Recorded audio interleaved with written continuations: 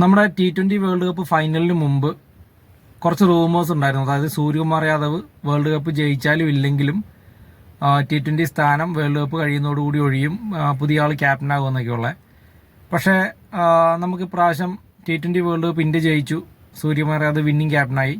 അതിനുശേഷം കഴിഞ്ഞ ദിവസം ഒരു റിപ്പോർട്ടർ പുള്ളിയോട് എന്താണ് ഫ്യൂച്ചർ പ്ലാൻസ്, കാരണം 35 വയസ്സായല്ലോ, ഇനി എന്താണ് ആഗ്രഹങ്ങൾ എന്നൊക്കെ ചോദിച്ചു. അപ്പോൾ പുള്ളി പറഞ്ഞത് ഇങ്ങനെയാണ്. അതായത് 2028 വേൾഡ് കപ്പ് ആസ്ട്രേലിയയിലും ന്യൂസിലൻഡിലും വെച്ചാണ് നടക്കുന്നത്. അപ്പോൾ ആ വേൾഡ് കപ്പിൽ ഇന്ത്യക്ക് വേണ്ടി കപ്പടിക്കണം. അതുപോലെ തന്നെ ആ വർഷം തന്നെ നമുക്ക് ഒളിമ്പിക്സിൽ ക്രിക്കറ്റ് ഉണ്ട് ഇത്തവണ. അപ്പോൾ ക്രിക്കറ്റിൽ ഇന്ത്യക്ക് വേണ്ടി ഗോൾഡ് മെഡൽ നേടണം. അപ്പോൾ അങ്ങനത്തെ ആഗ്രഹങ്ങളാണ് പുള്ളി പറയുന്നത്. അപ്പം ഏകദേശം ഒരു 3-4 വർഷത്തേക്ക് എന്താണെങ്കിലും സൂര്യകുമാർ യാദവ് ക്യാപ്റ്റനായി തന്നെ ഉണ്ടാവും. അപ്പം ഫോമും കാര്യങ്ങളൊക്കെ എല്ലാവരും ക്വസ്റ്റ്യൻ ചെയ്യുന്നുണ്ട്. നമ്മുടെ US-നെതിരെ നല്ലൊരു മാച്ച് വേൾഡ് കപ്പിൻ്റെ സ്റ്റാർട്ടിങ് കളിച്ചതിന് ശേഷം അത്ര നല്ലൊരു പെർഫോമൻസ് ആയിരുന്നില്ല. പക്ഷേ ക്യാപ്റ്റൻ എന്ന നിലയിൽ സൂര്യകുമാർ യാദവ് വൻ വിജയമാണ്. കാരണം കളിച്ച കളിയിൽ എനിക്ക് തോന്നുന്നത് ഓൾമോസ്റ്റ് എല്ലാം തന്നെ ജയിച്ചിട്ടുണ്ട്. വിൻ പെർസെൻറ്റേജ് വളരെ കൂടുതലാണ്.